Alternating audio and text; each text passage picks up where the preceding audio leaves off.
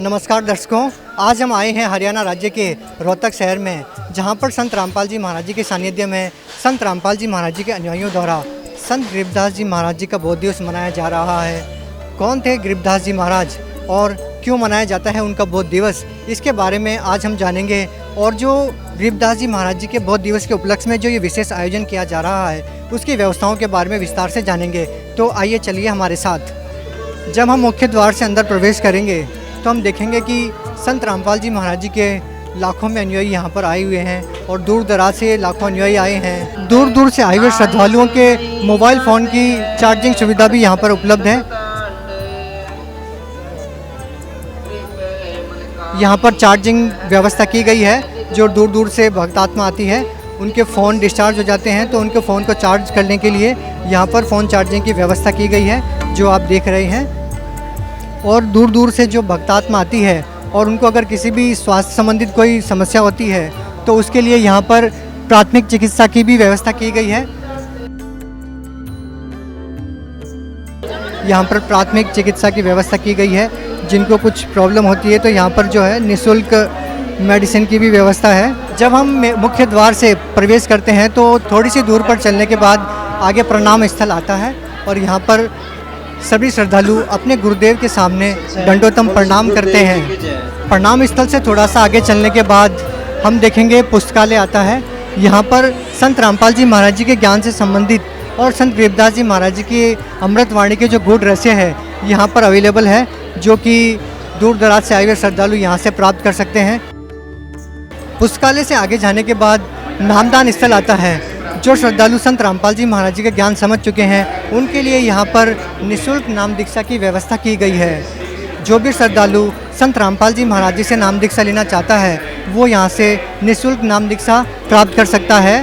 संत रामपाल जी महाराज से नाम दीक्षा लेने के लिए किसी प्रकार का कोई भी शुल्क नहीं लिया जाता।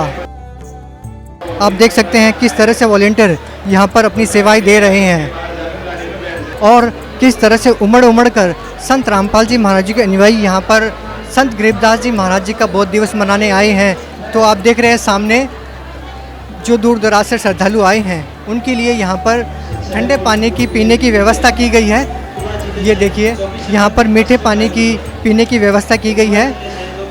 संत गरीबदास जी महाराज जी के बोध दिवस के उपलक्ष्य में यहाँ पर हलवे का, देसी घी से निर्मित हलवे का प्रसाद बनाया गया है, जो कि संत रामपाल जी महाराज जी के अनुयायी यहाँ पर लेके जा रहे हैं हलवे का प्रसाद।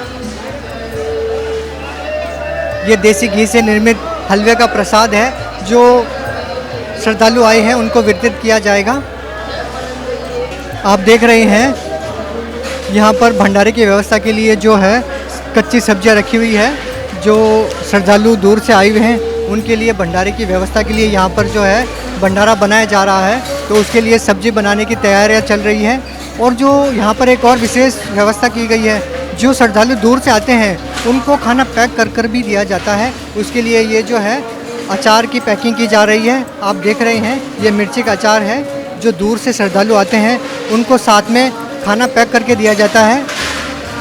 यहाँ पर सेवादारों के द्वारा भंडारा पैक किया जा रहा है। जो श्रद्धालु जाते हैं जो दूर से आए हैं तो उनको रास्ते के लिए ये पैक करके दी जाएगी। तो इसमें जो है फुल्का के साथ अचार की पैकिंग की जा रही है, इसको दिया जाएगा। दूर दूर से आने वाले श्रद्धालु के लिए यहाँ पर जो है भंडारे की व्यवस्था की जा रही है। ये जो आप देख रहे हैं ये देसी घी से भोजन भंडारा बनाया जा रहा है। ये जो रोटी बनाने की मशीन है इसके बारे में हम संत रामपाल जी महाराज जी के अनुयायियों से जानते हैं। हाँ जी, नमस्कार। सत साहिब जी। क्या नाम है जी आपका? अरविंद जी, कहाँ से आए आप?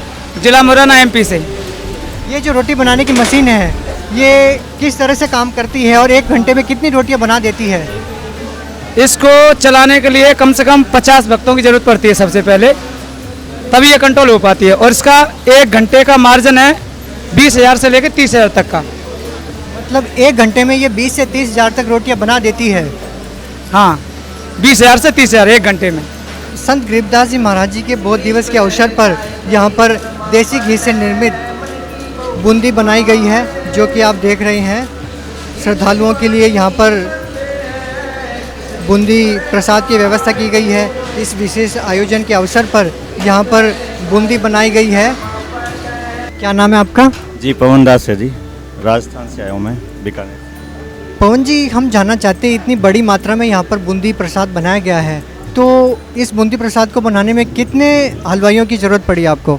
जी इसमें समथिंग 100 के करीब हलवाई हैं और इनके साथ 500 के करीब हेल्पर लगे हुए हैं और ये हमारी 600 के लगभग जो हलवाई की टीम है पूरी, हेल्पर सहित, तो इन मिलके ये प्रसाद बनाया जा रहा है।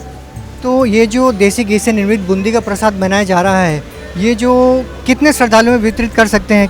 जी इसमें 1.5 से 2 लाख के करीब श्रद्धालुओं के बीच में ये प्रसाद वितरण किया जाएगा जी। तो सर, हम देख रहे हैं कि यहाँ पर ये जो है बूंदी जो है प्लास्टिक की पॉलीथीन में पैक की जा रही है। सर, इसका क्या कारण है, ये पॉलीथीन में पैक क्यों की जा रही है? जी इसमें ये है जी, हमारे सतगुरु देव जी संत रामपाल जी महाराज जी की दया से ये जो प्रसाद बनाया जा रहा है, जो श्रद्धालु यहाँ आएंगे वो यहाँ तो प्रसाद ग्रहण करेंगे ही, इसके साथ साथ वो श्रद्धालु अपने साथ घर भी लेके जा सकते हैं प्रसाद, अपने परिवार के लिए भी। संत गरीबदास जी महाराज जी के बहुत दिवस के उपलक्ष्य में यहाँ पर संत रामपाल जी महाराज जी के अनुयायियों का तांता लगा हुआ है। हम देख रहे हैं एक तरफ यहाँ पर भक्तों का पंडाल बनाया हुआ है, एक तरफ भगत बैठे हुए हैं और दूसरी तरफ बहनें बैठी हुई हैं। तो दोनों का अलग अलग पंडाल की यहाँ पर व्यवस्था की गई है। एक तरफ भक्तों का पंडाल है, एक तरफ महिलाओं का पंडाल है। और जब हम आगे की तरफ बढ़ते हैं तो हम सबसे पहले देखेंगे कि यहाँ पर जो है प्रणाम स्थल बनाया गया है। यहाँ पर सभी श्रद्धालु अपने गुरुदेव संत रामपाल जी महाराज जी के सामने जो है दंडवत प्रणाम करते हैं। ये आप देख रहे हैं संत गरीबदास जी महाराज जी का तस्वीर, और यहाँ पर जो है संत गरीबदास जी महाराज जी के अमृतमयी वाणी का अखंड पाठ किया जा रहा है। और यहाँ पर जो है संत गरीबदास जी महाराज जी की तस्वीर के सामने एक अखंड ज्योति जलाई गई है, जो लगातार 3 दिन तक अखंड जलती रहेगी। ये जो आप तस्वीरों में देख रहे हैं, ये संत गरीबदास जी महाराज जी को कबीर परमेश्वर जिंदा रूप में आकर जो मिले थे चुडानी गांव में, जब वो गायों को चराने के लिए गए हुए थे। इसकी तस्वीर आपको यहाँ पे दिखाई दे रही है। और कबीर परमात्मा जब इनको मिले तो कबीर साहिब द्वारा कुंवारी गाय का जो दूध निकाला गया अपने आशीर्वाद से, ये आप इस तस्वीर में देख रहे हैं। जिंदा बाबा के रूप में कबीर परमेश्वर द्वारा कुंवारी गाय से दूध निकाला जा रहा है, जो कि बाद में संत गरीबदास जी महाराज जी को पिलाया गया। और इसके आगे जो है हम देखेंगे जिंदा बाबा के रूप में कबीर परमात्मा संत गरीबदास जी महाराज को अपने बारे में ज्ञान कराते हुए, आध्यात्मिक ज्ञान प्रदान करते हुए।